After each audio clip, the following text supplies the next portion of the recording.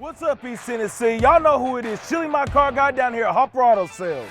At Hopper Auto Sales, we stand behind every vehicle we sell. And if we ain't got what you're looking for, we can go get it. We pride ourselves on getting you in the best vehicle at a price and a payment you truly can afford. Because at Hopper Auto Sales, all we see are happy smiles and happy customers in the best pre-owned cars, trucks, and SUVs. So scan this QR code or head over to Hopper Auto Sales for your pre-approval and the freshest inventory.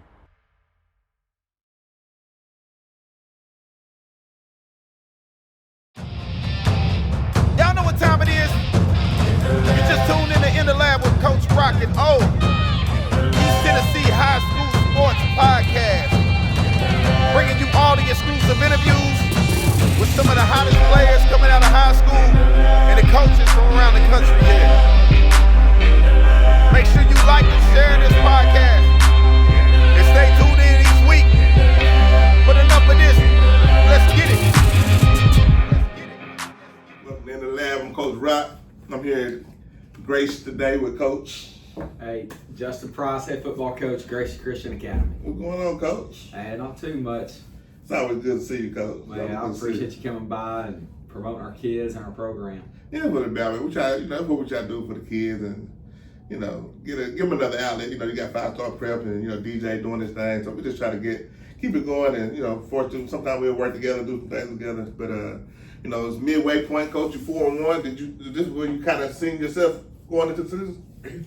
Yeah, I think when you look at our season, it was almost like if you look at it holistically, and first I need to say, it's kind of, I know it's coach talk, but the reality of it is you just got to take one week at a time. Right. But with the reality of it, as you look at your whole season, you get through it. We started our season with a bye week 1, which is unique. But those first 4 games for us, we had Jack Christian in there, Silverdale and Webb, which are 3 huge region games for us, and we knew that going into that stretch, and to come out of those first 4 games undefeated, beat Carter week 1, it put us in a good spot in our region play. Right. And then these middle 3 games that we're in the middle are really tough. We played a team out of North Carolina, just north of Charlotte last week, that's got some high-level kids, and we knew it was going to be a tough game. We had some chances to win it and didn't pull it out, lost by 3, and then. But at the end of the day, this week with Boyd's the big one. We're 1-2 in the region. Boyd's kind of set the standard in our region the last couple of years. So get through that, and then Sevier County next week, which is a non-region game, but also number 1 team in 5A, and then we end with 3 region games. So we kind of look at this in parts. We're kind of in that middle part of our season, and then.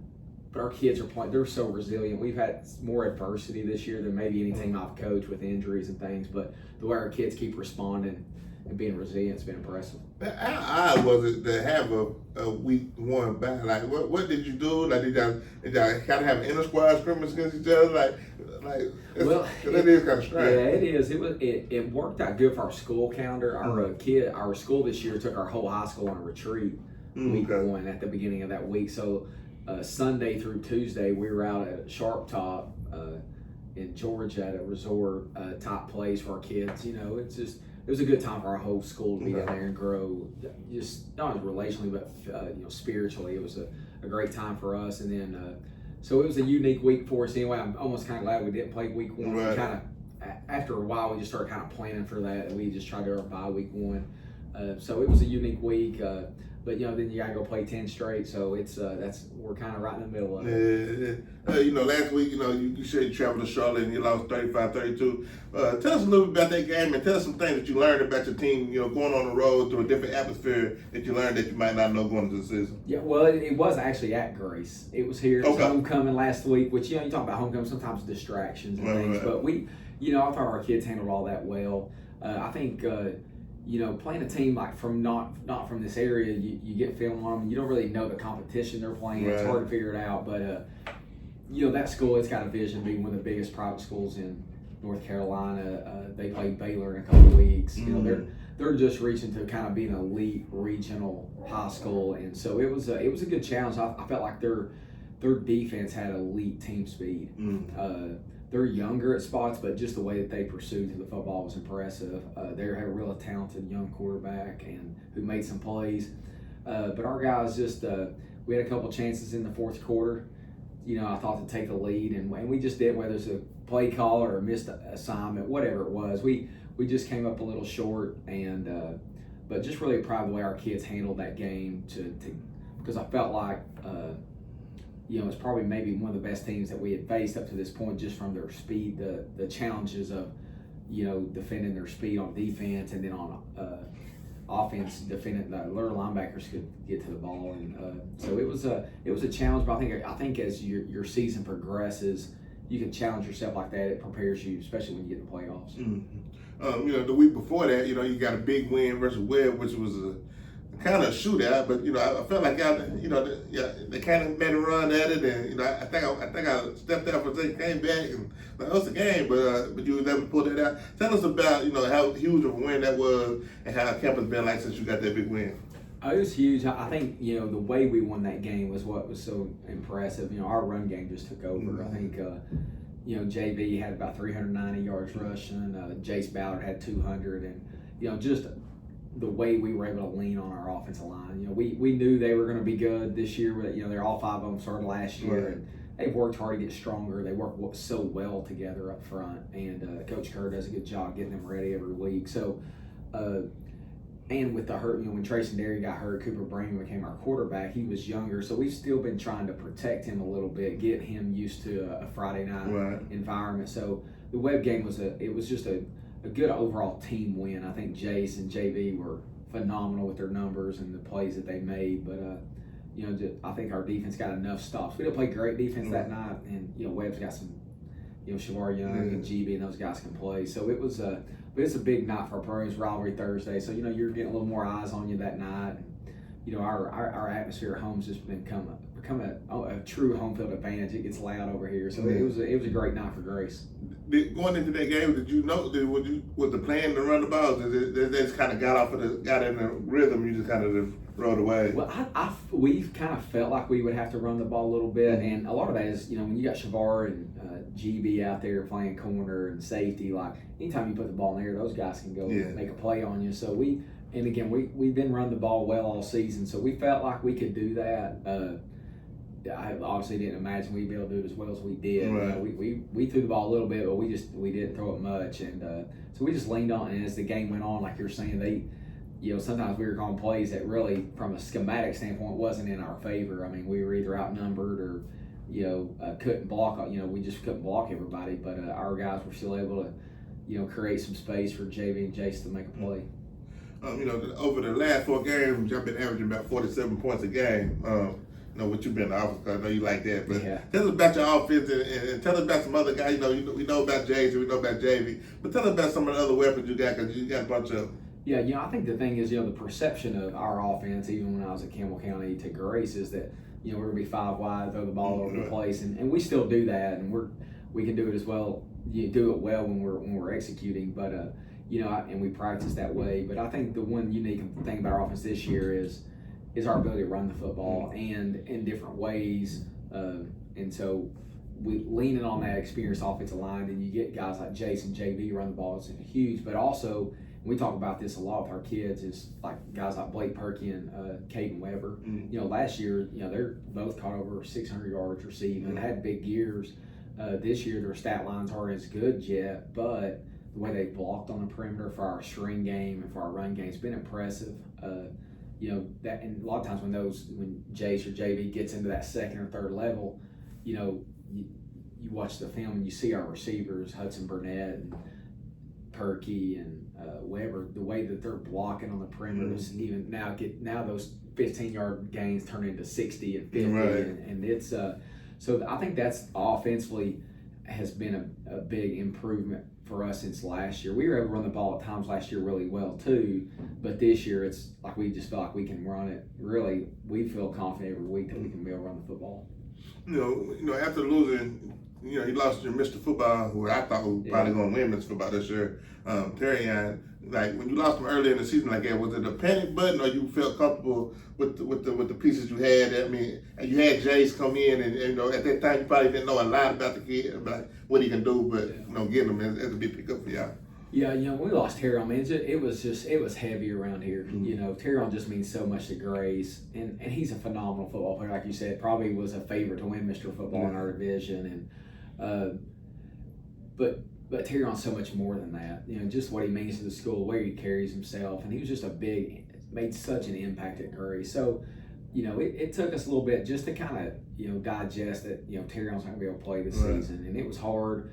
And watching him, how he's handled that and been a leader and been the biggest cheerleader for our guys, anybody on that sideline. And but at this, once you realize he's out, you got to get a plan as a coaches. We got to figure out how can we still find ways to win games and get other guys start playing on their strengths as well. And I felt like the first game against Carter, we were still trying to figure that out. When we got to Chat Christian, which was our second game, we were able to see a little bit, more and more what Jace can do, what Javey can do, where Weber and Perky, how they fit in now.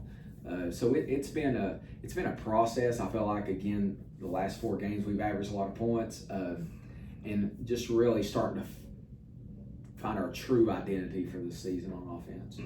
When you look at your schedule, like you said, you had a nice portion of district games, and then you had the game against North Carolina, and then you get back in the district. And you close probably with CAK and Lakeway. But then you add Sevier County in there. What was the process when you did this schedule? Was it you just looking for games, or you put the schedule together to challenge the guys for the postseason run? The Tips Lay sets the 7 region games for us, so we only had to find 3 games, and we got the Carter game done, and then that week 6 and 8 where we played North Carolina and Sevier County were the games that we just, what are we looking for in those dates? And I think we got Sevier County scheduled first, and our thought process was for that was by the time we got to that week, we'd already played Boyd, we already played Silverdale, you already played Webb, who last year were kind of the top level of our region. I think now you look at CAK's much improved, Notre Dame's much improved, Lakeway's much improved. So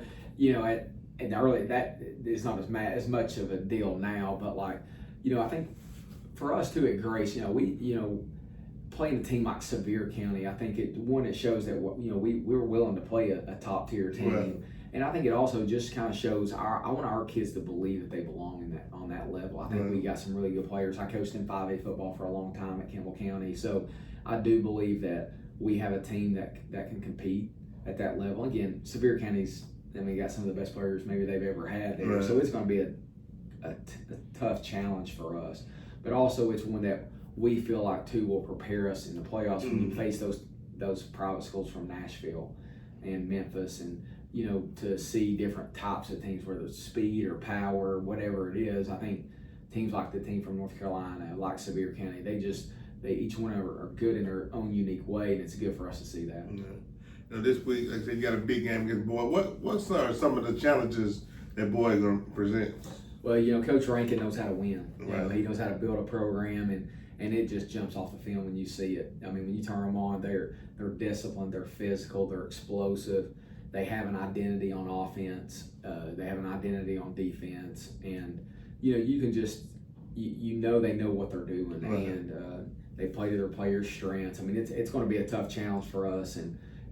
Boyd's been the standard in our region the last couple of years. I forget how many regular season games they've won in a row, but it's a lot. And so it's going to be a challenge for us. Last year we went down there and had the lead at halftime, and second half, didn't come out and play as well as we could have. But so I think our kids know that we can compete with them. So it's we'll get their best. I know Coach Rank will have them ready, but I think our kids are up for the challenge. It should be a good game. I'm looking forward to seeing how y'all do that game. What are your brother called the defense, you called the offense, right? Yeah, and this year also Matt's kind of shifted a little more of his role, and we're letting Craney. But Craney kind of started calling most of it last year, but this year is kind of taking the full reins with the defense. Okay. Matt's kind of shifted to more of he does the receivers, a little bit more involved with the receivers, doing all the DBs. And doing a lot more special teams. Okay. We just, we felt like with kind of our staff, and we got a phenomenal staff, and several guys been head coaches before. We got Coach Kerr doing offensive line, and then just with Craney there is, he's such a high level defensive coach, and we want to take advantage of him. But also, we felt like there was a need for us to improve in special teams. Like we felt like like last year, if we're going to get to that next step in our program, like we need to be elite in special teams. And Matt's kind of taken on a much more active role in that. We've returned a punt for a touchdown this year. We've returned a kick for a touchdown. We had a game-winning field goal, 7 seconds left. So I think it's been a huge impact for us that Matt's been able to get a little more away from calling the defense down and down. He's still heavily involved on the defensive side, but getting involved in that special teams has been big for us. Yeah, y'all do a lot of when you're on the defensive side, y'all do a lot of trash talking. Oh yeah.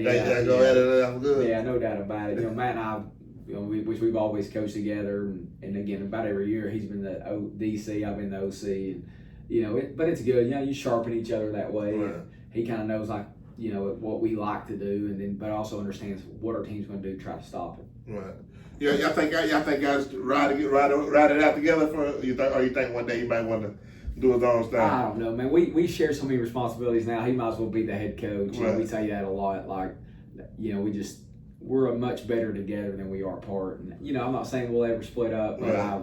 I would. I know my mom and dad wouldn't like it, so I say we'll just ride it out. They got to go to different games, so it's easy when y'all both the same. No doubt. Coach, the high school, the game is changing a lot. What with NIL and transfer portal and all that stuff in effect, where do you see? What do you think about the NIL and transfer portal, and where do you see football headed in the next 4 or 5 years? Well, I think anytime in sports, you see at the college level and the high school level, just things change. Mm-hmm. It's just always, whether it's transferring rules, whether it's the NIL stuff that's out there, and even that, sometimes it's in the schemes. Schemes change or rules change. I think the key to do this long term is to be able to adapt to all that, but also have a set of core values and a foundation of who you are as a coach and who your program is, so that all that stuff that you can't control that are changing around you, it's going to impact us. We know that, but at the core of who we are is stable. And I think I was fortunate enough to play for and coach with Larry Kerr. When you look at his career, he won in the 70s at Lake City, he won in the 80s at Halls, he won in the 90s at Anderson County, early 2000s at Anderson County, then he went to Union County in the 2010s and won. And when you look at somebody who's won over, that's 4 decades, but the thing is, there's a core value of what Coach Kerr had in coaching, and all of his teams seem to play that way, even though the schemes changed and the rules changed and the players transfer, all that changes. I think whatever comes your way, when you got to have a plan for it, know what the rules are, have a plan of how you're going to handle all of it, but at the core, just be who you are as a coach and be who you are as a program. And I think that's what we're going to try to do at Grace. So far, it's just your second year in. Y'all done done a lot of things. How important is it? I know I seen y'all at middle school game, but how involved are y'all in the Little League program? And how important is the Little League program into building your program? It's huge, and Grace has a unique setup where we have the high school team, then we have our middle school team. We share a field house, our high school and middle school locker rooms are side by side. Our coaching staffs, we look at it as one big team. I think we had about 8 to 10 middle school coaches this year, and so when you put all of us together, they're running our same system, or their practices look the same. Obviously there's a few adjustments you got to make for different levels. That's just been huge for us. And then at Grace, our 8th graders can move up after the season, or an 8th grader can play like Javey did last year. Right. So they can go through spring practice with us, which is a unique setting of Grace. But it also just, we understand that we have that opportunity, so we want to make sure it's a smooth process from the time they get to middle school in 6th grade till they graduate. There's just so much consistency for them, and understanding our schemes as much as they can, and then that way when slight changes come, it's not overwhelming for them. You're speaking the same language. And then at Grace, we also have our Grace Youth Sports program, which is Little League, which I'm not as involved with that, but I am involved a little bit. I got 2 sons playing there, so it's I'm there watching them a lot. They practice. When I get done here, I go up there and watch them practice some, and even helped out with the kindergarten first grade team. So it's a unique experience here at Grace that I think we have a great setup to build.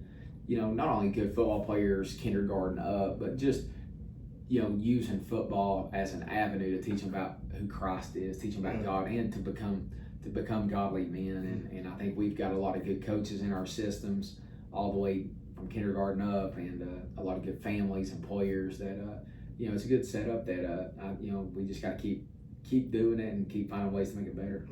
You know, you got 2 boys playing, they quarterbacks. Yeah, both of them are. I do it. Yeah, they're fun. My oldest one, Reese, is in 4th grade. He's on the 4th and 5th grade team, and then my youngest Luke's a 1st grader. He's on the kindergarten 1st grade team, and I just tell them just get hand the ball off and let those guys make some plays. But they're it's been a good season for them. Their coaches do a good job with them, so it's it's been fun just to be a football dad sometimes. Man, from coaching earlier and then just watching Jay to his high school, it's been different. At first it was different, but now I kind of enjoy it. And just to record and all that good stuff. But Coach Jay, this last question, man, what can the community of Grace expect from the Rams tomorrow night? Well, number one, our kids are so resilient. We've been faced with adversity, and I think our kids have matured in a way that they've learned from that. And I think the effort is never in question with our kids. They're going to give everything they have.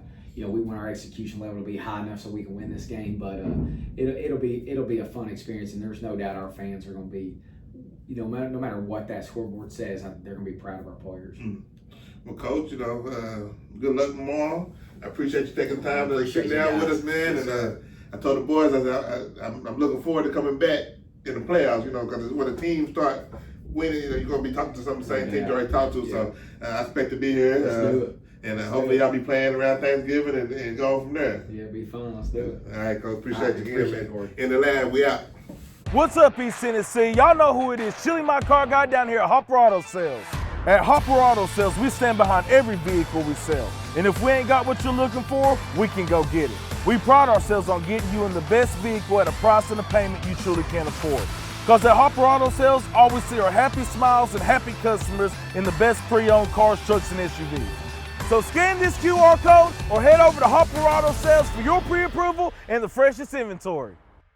Welcome in the lab. I'm Coach Rock. I'm here at Grace with Jace, Ballard. I'm a senior. I play wide receiver and DB.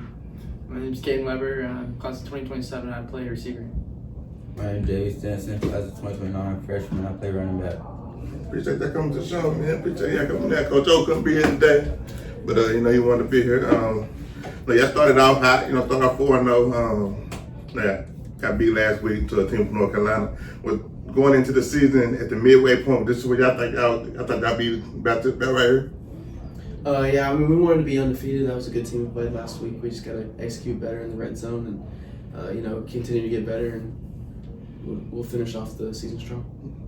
Yeah, I think it just comes down to practicing hard and preparing. We don't want to lose anymore. I think we did good. We just had a whole lot of mental mistakes in the game on Friday, but I think we'll have a great season.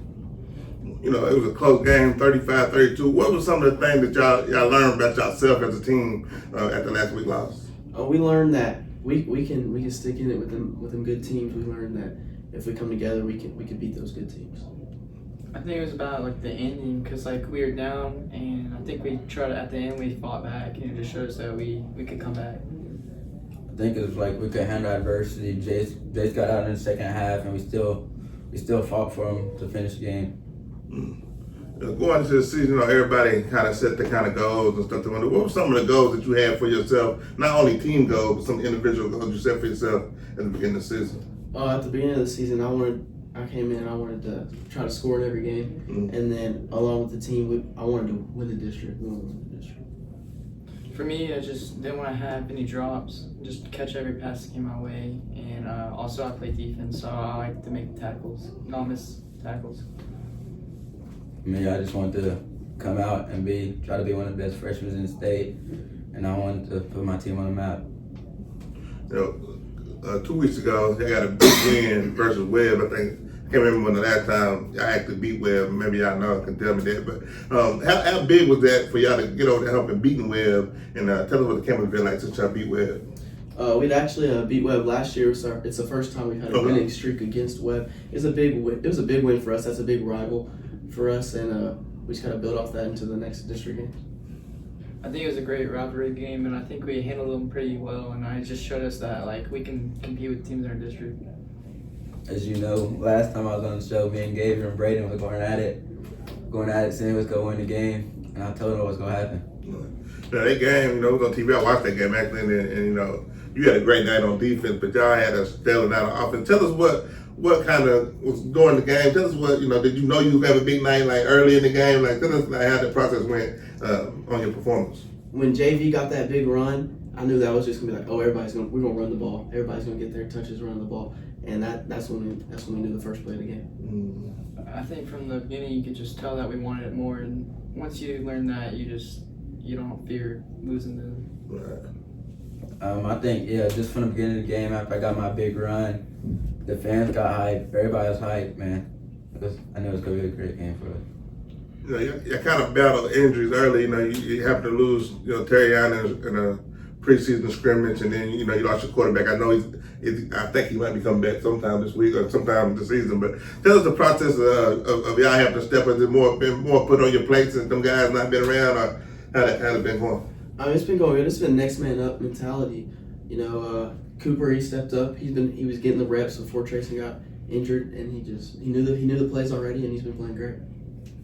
I think it's just about our guys stepping up because they were ready when it happened, and we just handled it well, I think. And I think it prepared us, showed us we're ready. Because our off season, man, we trained hard in the off season. We were ready for scenarios like this. Now our people have been building their weights in the weight room, and I think we've been doing great with the people we have right now. This question for you: transferring in from Lakeway, I played against. Well, my son played against you in middle school, so I seen a little bit of what kind of caliber how you were. But coming over here, what been the difference from coming over here? How you like it and everything? The big difference is Lakeway. I played more of the running back, wildcat quarterback, and I think just being able to play receiver and catch those passes, I love to do that. That's been the big difference. Right. For you guys, that's y'all second year with Coach Bryce. Tell us what the biggest difference that y'all seen in the program from last year to this year. Just the intensity. They hold us to a higher standard, and they expect us to be as perfect as we can, and I think that's good for us as a team. I'd say probably the off-season training we got this year. Last year we didn't get as much because the new coaches coming in, but this year we're more locked into our offense, and we know more about their offense, and we've been executing it good. All you guys make plays on both sides of the ball and do a lot of things for the team. So, I consider y'all guys kind of some of the leaders on the team. I know y'all might got more, but when I look at Grace, y'all guys come to mind first. Are you more, this question for all y'all, are you more of a vocal kind of leader, or are you more like do it by example type guy? I'm more of like a do it by example type guy. Especially when I first came in, I didn't really know about anybody. I was trying to talk to them, get those connections, but I was trying to show and lead by example. Okay. I like to be a leader by example too, because when no one's wanting to step up, I have to be the person that steps up, especially on defense. If we're not doing good, then someone's got to step up, and I want it to be me. I'm more of a leader by example. Every day in practice, I try my best to go 100%, and I just want everybody else to do that, because if you go 100% on the practice field, you go 110% on that game field. We talked about losing some of the guys who other than you guys. Who are some of the other guys, some of your teammates that y'all been relying on this year that stepped up that maybe done better than what you thought it was coming in, and at this point in midway season? I think Cooper. We were all expecting Trayson to play all year, and then with that injury, Cooper stepped up and he's been playing great football.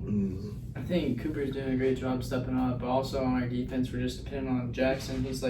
He's always been the leader on defense, and I think it shows this season because he's stepping up. I think Cooper Braman's doing pretty good. Giants going to have to step up, and I think Jackson Coffey on the defense side of the ball, he leads by vocal and leads by example, so he's a good player. Coming in this week, you got a big district game at your I say the heat of the district schedule coming up above, and then you got a off non-district game against Sevier County defending state champion. I didn't even know y'all played them to the day. I was looking at y'all schedule. I was like, that depends Sevier County. That's big. But going into today's game, tomorrow's game, what's some of the stuff you've seen in film that you feel like y'all can exploit? Not to really tell all your secrets, but what do you feel good about going into this game? I feel good. We know they're going to run the ball. We know that we gotta step up and stop the run. And if we stop the run, we got a really good chance of winning. And we got to win the game. I think Coach Greeny does a great job on the defensive side about scouting them. So it makes us feel confident going into the game. Like, we know usually what they're going to do. And like Jay said, they're a heavy run. But also on offense, their defense, I think we could attack them early. I think they have a good team, good running back, but I don't think no team in Tennessee can compete with our D-line. You know, all you guys, I know all you guys got aspirations of playing college ball at the next level. Tell us how the recruiting process been going for y'all, and there's a couple teams that you might like, schools you might like. I just got an offer from Carson Newman last week. Congratulations on that. And then I'm going on a couple visits. I went to Tennessee once and NC State and ETSU, but the most that sticks out right now is ETSU. Okay. I got an offer from Swanee back in the summer, and I've also been going on a lot of visits during this season. I went to Notre Dame 2 weeks ago, and I really liked it up there. And I'm getting some love from them. They send me stuff on Twitter every now and then too. My recruiting process just getting started. Tennessee been showing mad love. Mississippi State, Memphis, and Vanderbilt. That's all been recruiting me lately. What just for you, Weber? What? How did you like to visit last week at Notre Dame? It was amazing. They treated me like I was like an official recruit up there. Right. And they made it feel like the real deal, and I just loved the atmosphere up there, the fans, and just they do a great job with the recruiting process. And the food's great up there and everything. Just good hospitality. You went to camp also up there this summer. Yeah, I did. I got invited to the Operation Beijing camp. So it was nice. I really liked it up there. Javey, you know, you had. I mean, you ain't been a breakout player. I mean, I thought you had a breakout season last year, and you know, I had an honor to coach you in 7-on-7 for many years. But going into the East, the Tennessee Kentucky game, after having a big game like that, did you know they were kind of going to feed into the season? Yeah, I knew it was going to feed into the season. A lot of coaches started looking at me just from that game right there. That game put me on the map for real. So I'm the best. I could be one of the best running back in Tennessee. I ain't gonna hold you too much. I know y'all got things to do. Get ready tomorrow for the game tomorrow. You know, going into this question for all y'all. Friday, school over with. You know, tell us your preparation. Get ready for the game. What kind of music listen to? What gets you going? I'm actually already going throughout the day. I don't listen to any music. I read the Bible. Okay. I watch a little film, and then I like to take a pregame nap, and that's how I get ready to go. How long a nap you take? About 30 minutes? About an hour? About an hour. About an hour for you. What about you, Will? I'm the same as Jace. I like to just be focused, like in school, and just not goofing off. And then on the bus, I usually take a little nap, but not a long one, and I just walk in. I like to listen to music in the morning, and school, don't say a word, then get on that bus, it's nap time. What's your go-to song to get you going? Untouchable by NBA Youngboy. You got a go-to song to get you going? Not off the top of my head. What about you? Ain't got no go-to song? You just ready to go when you wake up? No music. So last question for all y'all. What can your fans and the great community expect for y'all tomorrow night? That they expect us to go out there, play hard, and get the win. I think they're going to see a team that's ready to go out there and compete against Boyd. I think it's going to be a good game for both teams. They go see a different team. They ain't saw our best yet, but tomorrow we gonna try to bring our best. Well, good luck to y'all tomorrow. Good luck the rest of the season, man. I appreciate y'all stepping. Let me come and do a show with y'all, and good luck. And I'm cheering for y'all. And hopefully we'll be back around the playoff time and do another interview. All right? It's in the lab. We out. Y'all know what time it is. You just tuned in the lab with Coach Rocket O. East Tennessee High School Sports Podcast. Bringing you all the exclusive interviews with some of the hottest players coming out of high school and the coaches from around the country.